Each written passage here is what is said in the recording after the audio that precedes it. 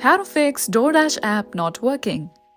Hey everyone, this is Susan from Create, Login and Delete, and now let's get started. So first of all, launch your App Store or Google Play Store. In my case, I'm opening App Store. Now go to the search and search for Doordash. Okay, here we go. Now tap on the app. Now make sure that you don't see the option of update here. If you see the option of update, you can update your app to its latest version. Now another step what you can follow is, let's go back. Okay, now open settings on your phone. Now tap on general right here. Now tap on iPhone storage and then search for Doordash. Tap on it and then just tap on offload app.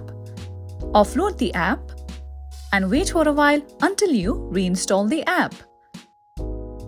Now another step what you can follow to fix your issue is that, let's go back again.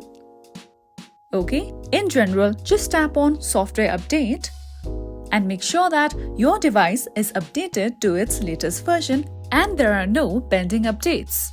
So by following these steps, you will definitely be able to resolve your issue. And this is it for today. If you found this video helpful, don't forget to like and subscribe.